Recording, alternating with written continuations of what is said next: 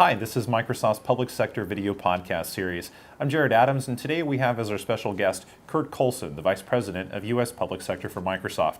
Curt, thanks a lot for being here today. We really appreciate your time. Thanks, Jared. We want to talk to you specifically about Salute to Our Troops and that campaign. Can you tell us how that got started? Sure. It was about 2 years ago. We were actually at an event at the chairman of the Joint Chiefs House. He was thanking the USO and happened to be on the board. And the USO President Elaine Rogers was there, as well as a representative from Madison Square Garden Entertainment and one of the Rockettes. And they were there visiting the troops at Walter Reed and Bethesda Navy Medical Center.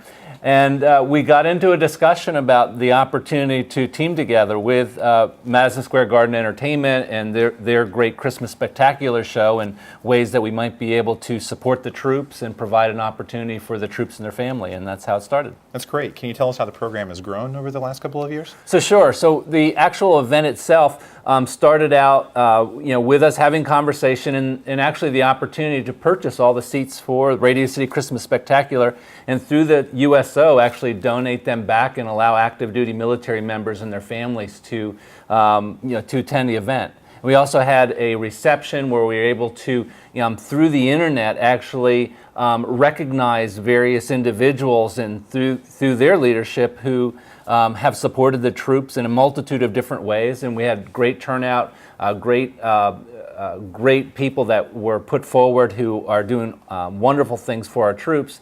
And this year we'll look to continue to expand that. We, of course, are over the November 7th through 9th, not only continuing to purchase and allow the military members and their families to go to the Christmas Spectacular, but we're also taking 25 wounded warriors and their families to New York for a very special weekend on the city, a very unique New York experience for those veterans. That's amazing. Can you talk to us a little bit about what that New York experience is going to look like for them? Sure. So we're doing a number of different things, sort of trying to, in working with the USO of New York on this particular event, looking at what would be a great spectacular New York weekend. We're doing things like going to the Hard Rock Cafe in Times Square, to a special Coast Guard tour on New York Harbor to the Statue of Liberty. We're going to Little Italy, and we're having a special dinner for them as well at the National History Museum as well in New York. Well, Curt, what is the relationship between Microsoft and the USO really meant to the company? Sure. I mean, the USO as an organization is there to support the troops and their families, and I think for Microsoft it provides the opportunity relative to our citizen outreach and having impact to the communities that we serve.